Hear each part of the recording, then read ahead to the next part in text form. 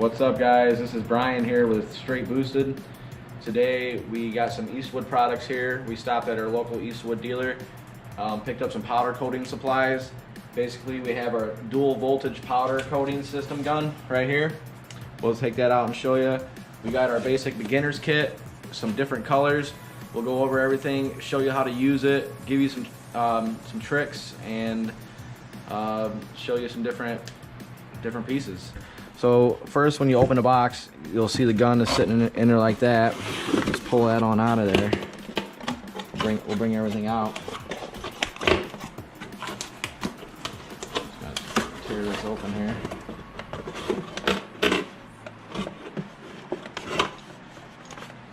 Oh man, we got a clip. We got a clip, boys.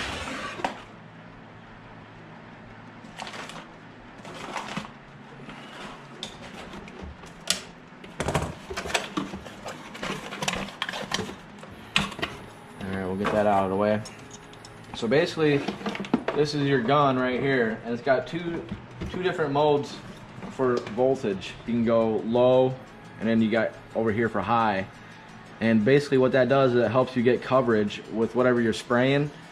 If it's got real sharp corners, sometimes the powder will want to go right past it. You know how when you spray paint something, the paint goes in a straight line. That's a lot of times how this will work too. But when you turn up the voltage will make the powder actually like go around corners and stuff like that, so you can get better coverage.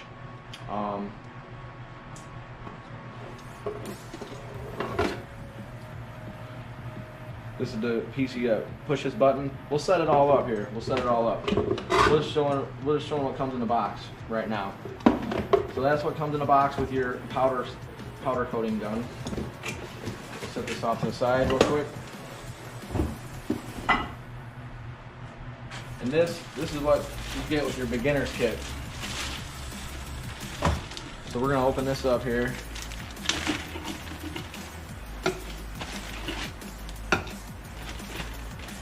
So you get three powder bottles. You get some fiberglass high temp masking tape. And you'll need that high temp tape because you're gonna put this in an oven to cure at 400 degrees. So you can't just use any tape.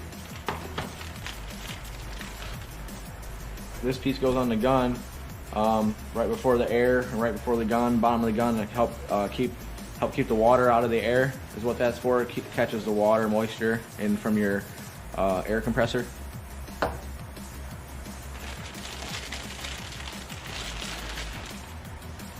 It comes with some powder. They get you started right here. This comes in the kit, and this looks like, I'm trying to look for the color on here. I know it's black. I'm pretty sure it's flat black. Let's see here. It should say somewhere. Yeah, I know it's black, but it's just a powder in here. That's what it looks like. It's like a real fine powder. You spray that on there.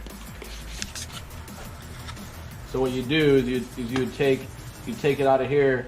You dump some in here. You don't want to overfill because you don't want to waste product, and it works better if it's at least halfway or under. You don't want to do over halfway. So you dump some of this in here, and then this would go onto the bottom of the gun.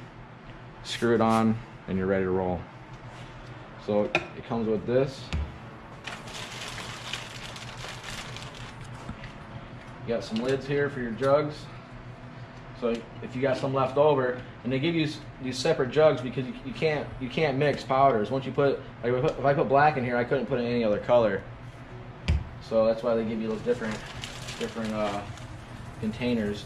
They come with some hanging wire. This is stainless steel hanging wire, and you'll need that because, like I said, electricity goes through the gun, and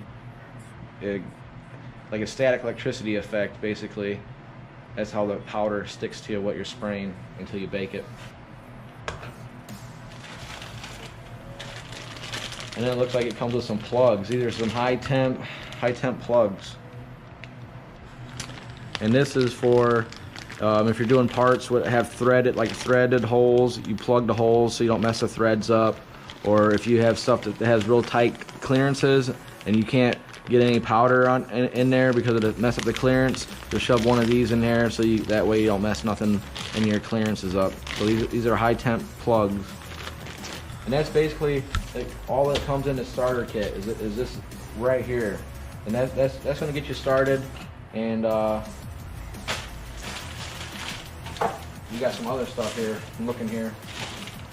You got some different colors and some more bottles. This is the stuff that we picked up extra. So we got 3 more bottles. This is like $5 for these.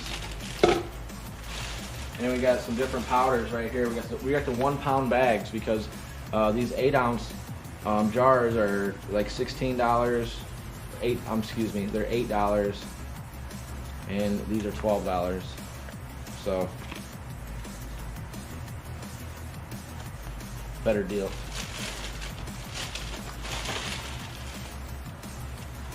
We got blue. That's gonna be a sweet blue. And you'll notice that how bright and vibrant this blue is. Like when you put it in the oven and it cures, it's gonna be darker. It'll change. Like none of these colors are gonna be the same as what you see right here in the bag. They all change. Have different contrast after you cure it in your oven.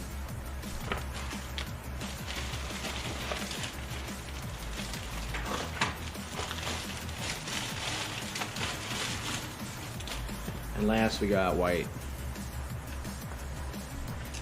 So that's all the extra powders we have. And then over here we picked up an oven. This is what we're going to use to cure everything. This is a powder coating oven. It's just like a toaster oven. It's just a little bit bigger. So that way you can fit bigger stuff in there, obviously. We are going to do this valve cover here, but first we got to clean it. You got to degrease it. We're going to bake it, get all the impurities out of there, and then we will show you how we do that, the process of that. And we also got a timing cover. We're just going to try this. First we got to strip the paint of it off, strip the paint off, and we got to bake it, get all the contaminants out of the metal. We'll be able to get started on that. We're going to go through the steps of the powder coating process. We chose this blue color. We're just going to powder coat some angle iron because it's already clean and it'll save us the trouble from cleaning it. So you want to get prepped up. You want some rubber gloves. You're going to need a mask and some safety glasses there. You don't want this stuff getting in your eyes, and you certainly don't want to be breathing it in. So we'll take this little scooper right here, make sure it ain't got any contaminants. We'll wipe it off with the old shirt. Whew. This is like a real fine powder.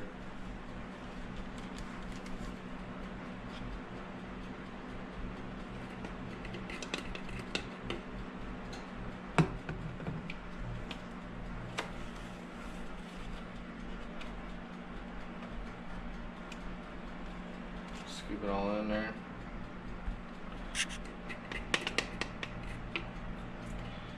And you don't want to fill this all the way up. Like I said, you just want to do just about around, just under halfway. It tends to work the best.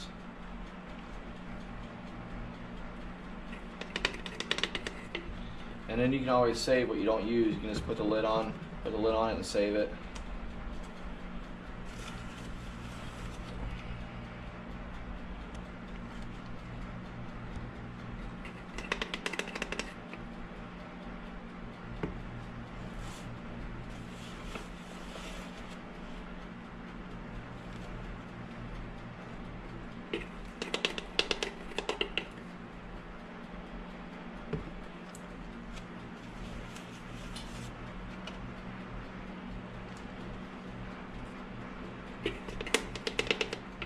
Okay, that should be plenty for what we're going to do for now. So I'm just going to set this down. I'll zip our bag up so it doesn't get any contaminants in it.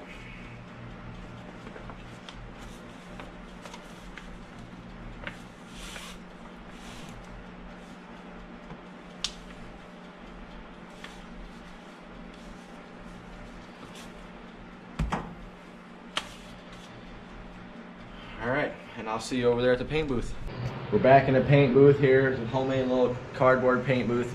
Ain't anything too crazy. So what we did is we just screwed our unit to the wall right here. And what we have is we got the power plugging into the box, of course. This is what starts your electricity going through. You gotta hold this button down. And this is your ground wire. It goes here and it attaches to the piece that you're powder coating. So you can either attach it to the piece of powder coating or attach it to that wire above there, and that's what creates a circuit for when you're spraying the powder coat. It makes the electricity stick to, makes the powder stick to the piece. Right here we have our powder on our gun, and we had the air hooked up to our gun as well. And like I said, this piece right here collects the moisture from the air, because anytime you run an air compressor, it has a little moisture in the air. So let's take all the water out, and so that way your powder doesn't get wet as you're spraying your piece.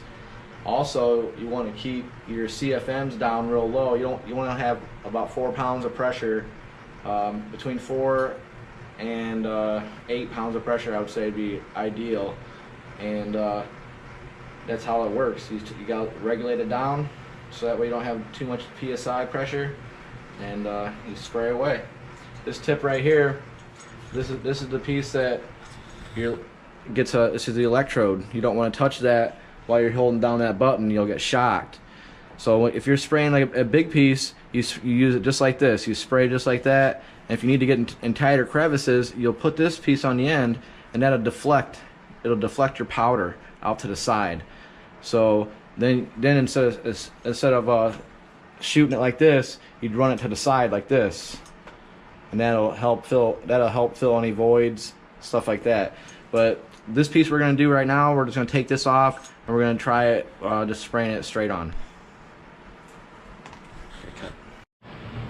Alright, here we are. We're going to start spraying. I got my mask on. I don't want to breathe this stuff in. I got my button in my hand. We're just going to spray it and hold the button as we spray.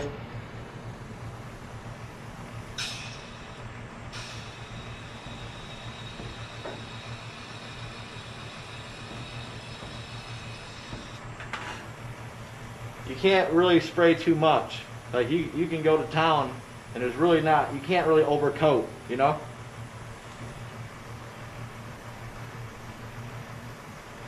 You see how it came around and it's grabbing on the back, and I didn't even spray the back? That's like I told you, that powder gets electricity going through it, and it just sticks to it.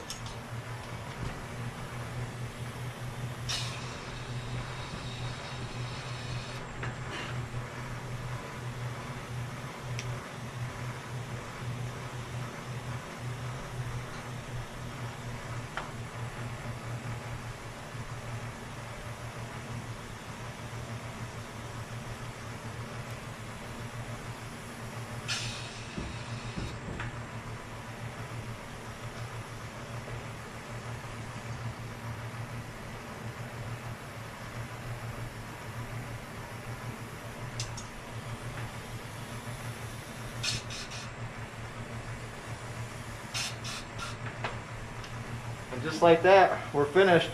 Now I'll meet you over there at the oven. Alright, here we are.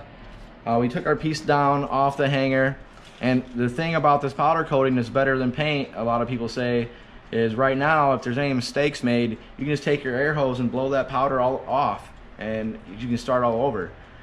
It's not until you put it in the oven and it cures until it gets a strength, and this is actually going to end up to be about 30 times more durable than paint. So we'll go ahead and we'll put her in the oven. We have our oven preheating right now. It should be we'll turn it all the way up, crank it to about 450 there. So we got our little thermometer gun right here. This is a digital thermometer, 73 in here. It's pretty warm in here. So we'll open this door up. We'll see what our oven's at. 458. So we'll go ahead and we're just gonna hang our piece right here on the top rack. Careful not to bump any powder off of it.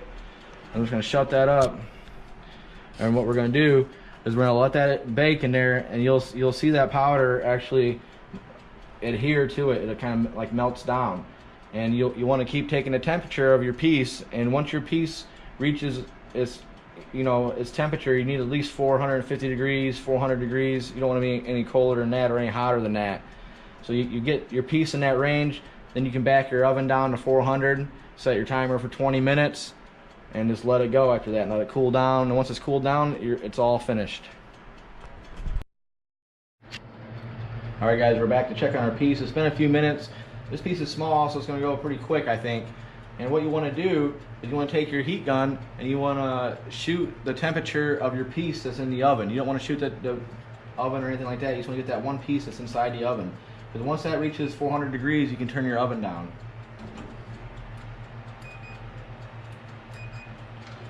It's 449, so we're going to turn our oven down. We're going to set our timer to 20 minutes. And then when the timer's done, our piece will be done. We can let it cool down, and we'll show you our finished product. All right, guys, we are back.